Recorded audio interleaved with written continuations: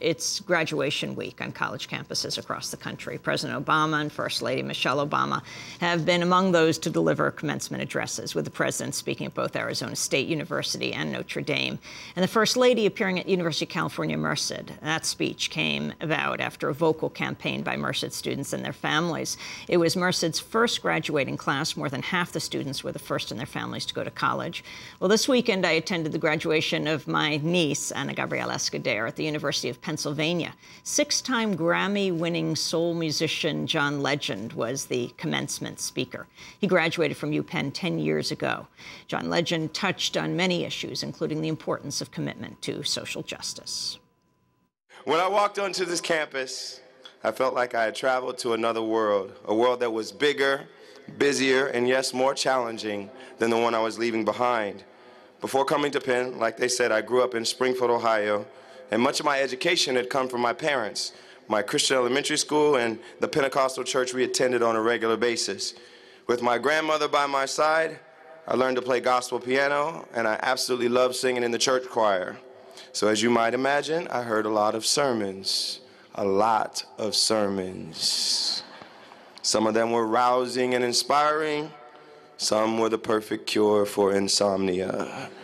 And almost all of them were very, very long. I'm going to try not to do that today. Sometimes I just wanted them to wake me up when it was time for me to sing.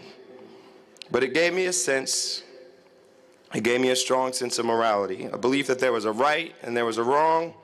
It gave me a sense that there were two sides to this journey we call life, good versus evil, dark versus light, heaven versus hell.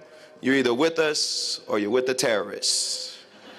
Clear choices, perfect opposites. Like many people, I found comfort in that clarity. There's a certain confidence that comes with being sure about the way the world works. It's all written in an infallible book, and there's nothing left to discuss. Mission accomplished.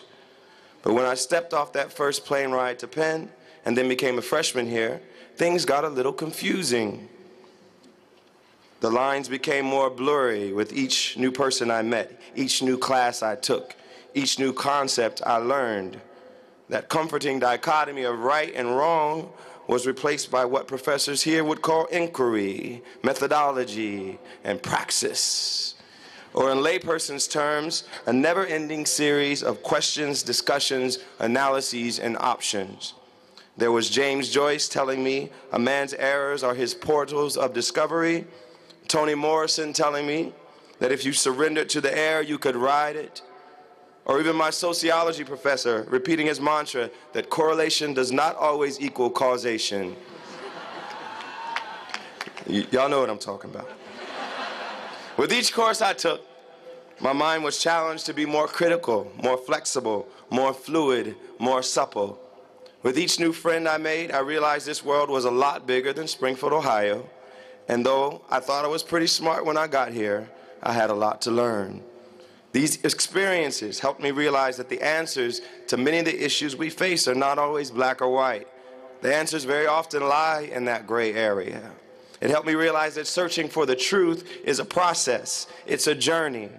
And now more than ever, even more than when I graduated 10 years ago, what our country needs, what our world needs, are more people who are committed to the process of finding what my friend Cornel West calls the unarmed truth.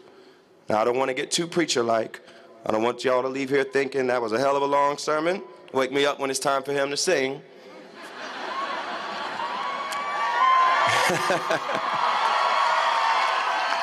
But since this is such an important day, I do want to share at least one thought that might be helpful as you leave here. As a nation and as a world, we need more truth. Let me repeat that. We need more truth. When you look at the list of crises we faced, there's a common thread that ties many of them together.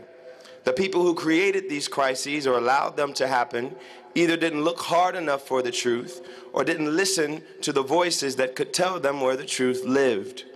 We lost thousands of lives and spent billions, possibly trillions, of dollars fighting in and rebuilding Iraq, all based on the false premise that there were weapons of mass destruction or that Saddam Hussein was in cahoots with al-Qaeda and caused 9/11. All falsehoods that were allowed to poison the debate while dissension and fact-checking came too little and too late. We spent trillions of dollars bailing out banks with phantom profits that were selling financial products whose values had no grounding in reality. The fact that some of them didn't even understand their own product didn't stop them from getting millions of people to buy into it. Meanwhile, the regulators and the press failed to ask the right questions and bear witness to the house of cards until it had already collapsed. From the war in Iraq to credit default swaps to the internet bubble to the real estate bubble, too often we got caught up in the hype and failed to see the real truth. Too often in business and in government, people are rewarded for having the answer that the person they report to wants them to have. Yes, sir, we can provide mortgages to people who have no down payment and can't afford the monthly payments. Yes, sir, we should buy the cheapest possible toys from factories with low safety standards and not worry if it poisons our children. Yes, ma'am, I can write a legal brief to justify torture. Too often, we become apathetic. We see the lies, we see the obfuscation, the deception, and we fail to point it out. We're afraid to rain on the parade, afraid to rock the boat, afraid to pursue the truth. Now, while your education here at Penn does not require that you are a spokesperson for any particular cause, you now have the resources and skills, the privilege, and yes, hopefully, the passion to pursue the truth.